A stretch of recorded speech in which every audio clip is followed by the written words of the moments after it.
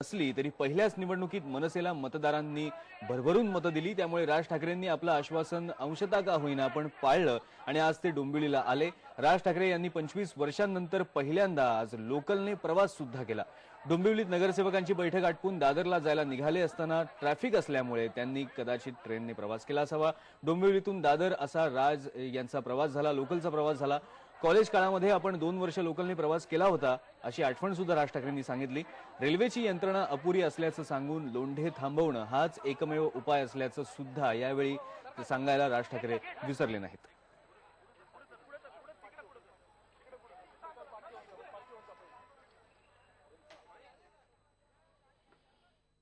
राज ठाकरे डोंबिवली ते दादर हा ट्रेननी प्रवास केला आहे। खरं तर ते डोंबिवलीच्या नगरसेवकांच्या बैठकीसाठी गेले होते। येताना मात्र त्यांनी रस्त्याने प्रवास न करता, गाडीने प्रवास न करता ते ट्रेननी प्रवास करणार। आता ते आपल्या बरोबर आपण त्यांच्याशी बोलणार आहोत। सर, मला सांगा की आपण प्रवासात करताय, किती वर्षांनी तब्बल प्रवास करताय, काय फरक जाणवतोय एकंदरीत एवढा वर्ष? खरं सांगू का, मी एवढं या प्रवासाचं काय महत्व आहे मला अजून कळलेलं नाही। मी काही लोकलने आज पहिल्यांदा प्रवास करत नाही। मी कॉलेजमध्ये असताना मी 2 वर्ष जवळपास मी लोकलनेच प्रवास करत होतो आणि नंतर पुढची 2-2.5 वर्ष बसने। त्याच्यामुळे बऱ्याच वर्षानंतर मी लोकलमध्ये बसलो, पण ट्रेनमध्ये मी नागपूर-विपूरला जातो त्याला ट्रेनमधून जातो। आणि आता तरी दुपारची वेळ आहे, तशी गर्दी कमी आहे, परंतु गच्च भरलेल्या लोकल्स काय मी पाहत नाही अशाला भाग नाही आहे। आणि फरक फक्त गर्दीच वाढते आहे आपल्या शहरांमध्ये आणि बाहेरून येणारे सगळे लोंढे जे आढळले आहेत त्याच्यामुळे यंत्रणा अपुऱ्या पडत चालल्या आहेत। एवढाच फरक जो काही दिवसेंदिवस दिसतोच। किती वर्ष झाला प्रवास करून, कोणत्या काळामध्ये आपण प्रवास करतो? कॉलेजच्या वेळेला ना, कॉलेजमध्ये साधारणपणे आता झाली असेल 25-1 वर्ष झाली असेल।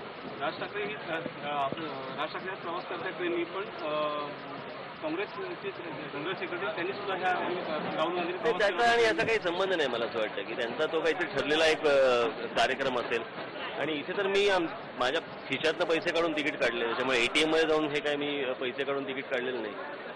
आणि मला असं वाटतं की इतकं फार याला महत्त्व द्यावं असं काही नाही आहे। मी हा साधा लोकलचा प्रवास आहे, त्याच्यामध्ये इतकं काय घडलंय आणि असं नाहीये की मी कधीच प्रवास केलेला नाही आणि मी आज पहिल्यांदा प्रवास करतो, अशातलाही काही भाग नाही। प्रवास करताना आपण जाणवलं की यंत्रणा कमी पडत आहे, मोठ्या प्रमाणात गर्दी वाढलेली आहे, काय आता बदल होणं गरजेचं असं वाटतं आपल्याला प्रवास केल्यानंतर? काय बाहेरून येणारी माणसं थांबवणं गरजेचं आहे आणि सिस्टीम चांगल्या व्यवस्थित राबवल्या पाहिजेत, यंत्रणा नीट चालवल्या पाहिजेत। आज लोकल, आपली मुंबईची लोकल जी आज सगळ्या ठिकाणी जाते आणि मुंबई बस सेवा BST, मला असं वाटतं हे जर समजा नसतं या शहरामध्ये, हे शहर कसं कोलमडलं असतं, काय झालं असतं।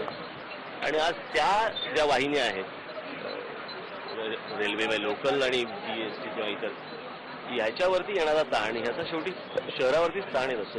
रेल्वेने प्रवास करताना मात्र सगळ्यात महत्त्वाचं वाटतं म्हणजे की जी सुधारणा आहे ती सुधारणा होणं गरजेचं आहे।